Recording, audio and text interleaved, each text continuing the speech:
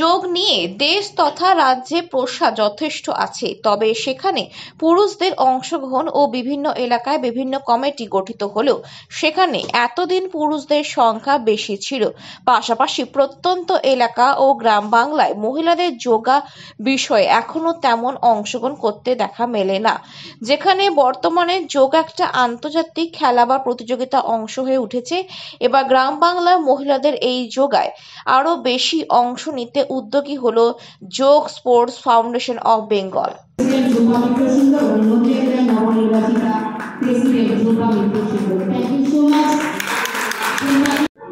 আজকে আমাদের কর্মসূচি নদিয়া জেলার যোগ স্পোর্টস যে ফাউন্ডেশন আমাদের বেঙ্গল বডি অলরেডি তৈরি হয়ে গিয়েছে 2024-এর 1 ডিসেম্বর হার্টফুলনেস সেন্টারে কলকাতায় রুবির ওখানে।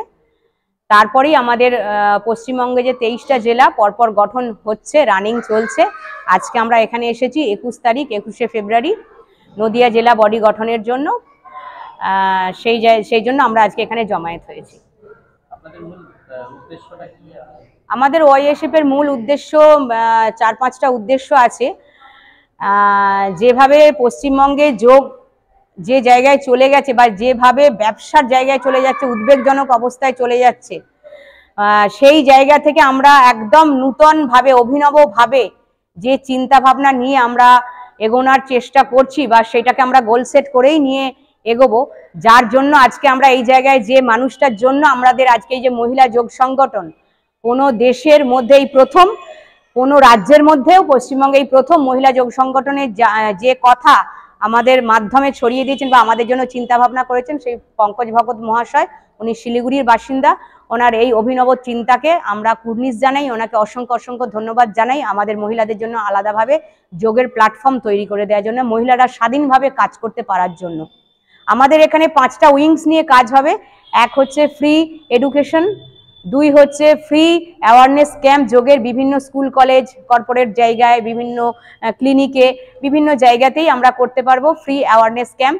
ফ্রি এডুকেশন, যারা ministry of India, government of ইন্ডিয়ার যে লেভেল 1, লেভেল 2, লেভেল 3 যে কোর্সগুলো, সেই কোর্সগুলো অনেক ছেলেমেয়েরা পড়াশোনা করতে পারবে। তারা মাধ্যমিকের জন্য তারা লেভেল 1, উচ্চ মাধ্যমিকের জন্য লেভেল 2 এবং গ্র্যাজুয়েশনের জন্য লেভেল 3, এইভাবে তারা পড়াশোনা চালিয়ে যেতে পারবে। যেসব ফ্যাকাল্টিরা আছেন এডুকেশন ডিপার্টমেন্টে তারা কিন্তু আমাদের ফ্রি অফ কস্টেই পড়ান।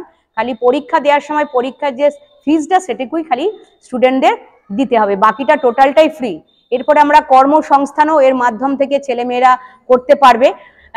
তারা ওয়েল ট্রেন্ড, ওয়েল এডুকেটেড হয়ে তারা করতে পারবে বিভিন্ন স্কুলে, কলেজে, সিবিএসসি বোর্ডে বা ইংলিশ মিডিয়াম স্কুল, অনেক কর্পোরেট জায়গাতে, অনেক জায়গাতেই তারা কর্মের জায়গায় যেতে পারবে। আমরা সোশ্যাল ওয়ার্ক করতে পারবো। সোশ্যাল ওয়ার্কটা একটা বড় আমাদের সামাজিক ওয়ার্ক, যেটা আমরা এই মহিলারা খুব ভালোভাবে সংঘবদ্ধভাবে করতে পারবো। যে বস্ত্রদান, ধরুন শীতকালে বস্ত্রদান, কম্বল দান, ব্লাড ডোনেশন, গরমকালে জল দেয়া, এইগুলো আমরা করতে পারবো।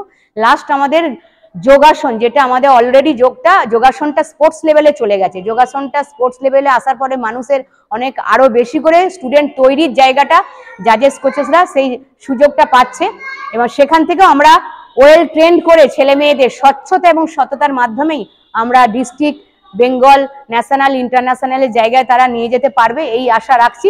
এবং খেলো ইন্ডিয়াতেও তারা পার্টিসিপেট করতে পারবে, অবশ্যই স্বচ্ছতা এবং সততার মাধ্যম দিয়ে। কোনো রকম অস্বচ্ছতার এখানে জায়গা নেই, আর টোটালটাই আমাদের ফ্রি অফ কস্টে।